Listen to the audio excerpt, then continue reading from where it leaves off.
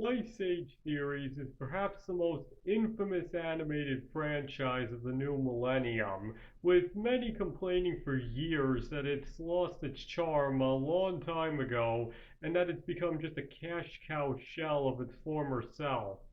And as a result of that, few remember that once upon a time the Ice Age movies, and the first one in particular, were actually pretty good movies that were indeed worth watching.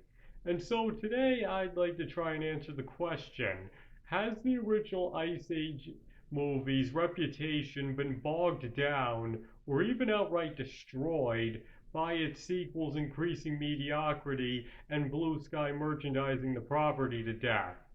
But before I do, I would just like to warn all of you that there might be minor spoilers ahead for any and every movie in the Ice Age franchise.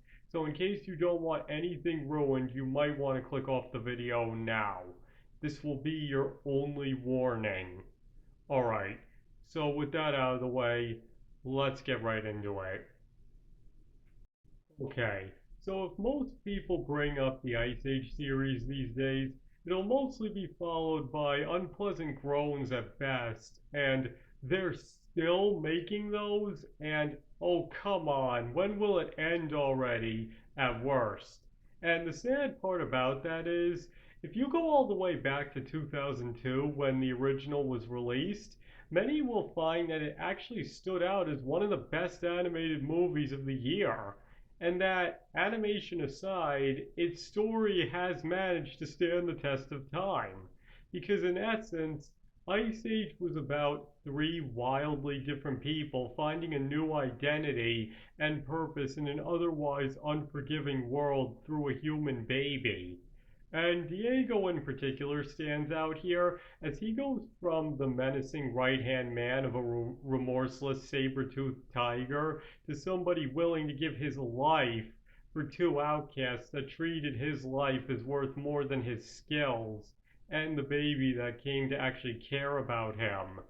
And this applies just as much to Manny as well. When we first see him, he's a rather grumpy and unpleasant woolly mammoth, but reveals himself to be nicer than he seems, both when he chooses to save Sid from two prehistoric rhinos, despite the fact that he was really annoying him, and how he goes out of his way to protect the baby first from Diego and later on from other dangers.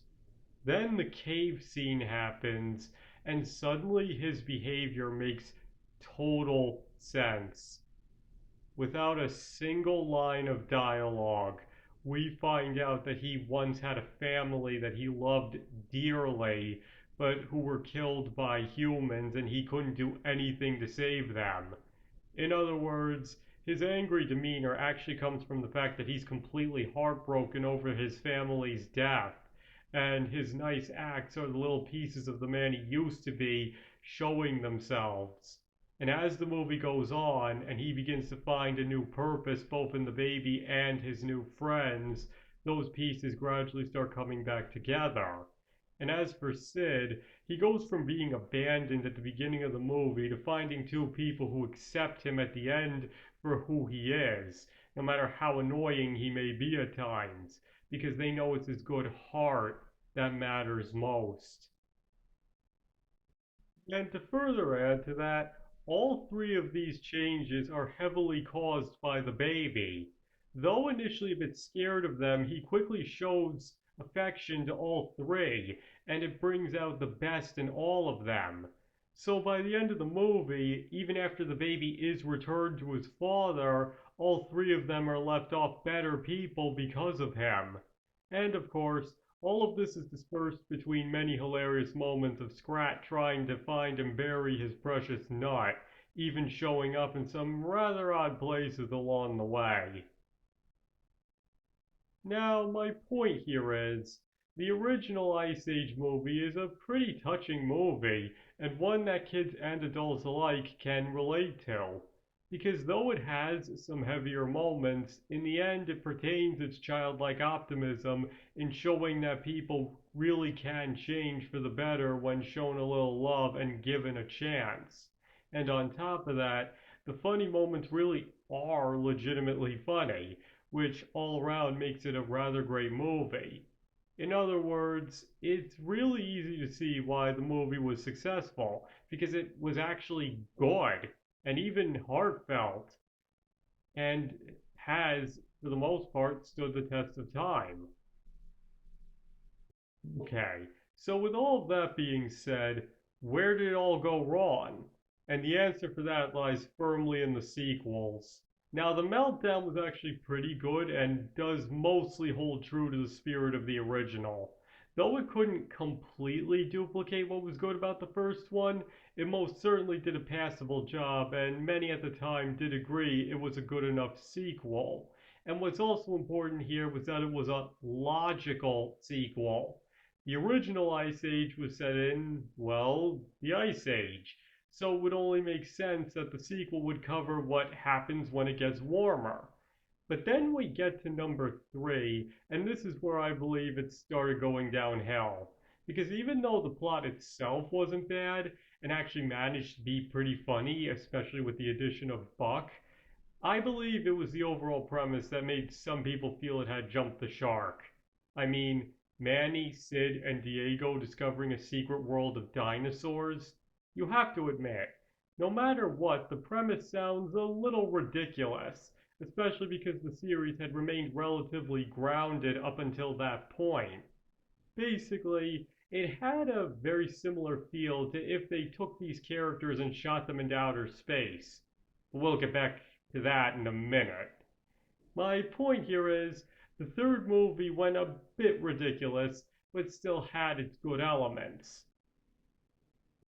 Then came Continental Drift, and that's when people started groaning.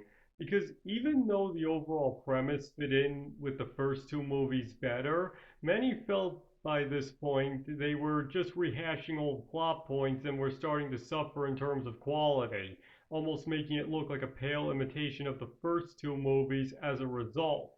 But even then, there were still a few good things to be had, which mostly came in the form of Peter Dinklage's frankly terrifying performance as the movie's surprisingly good villain, Captain Gut. And then came Ice Age Collision Course, by which point most people had had it.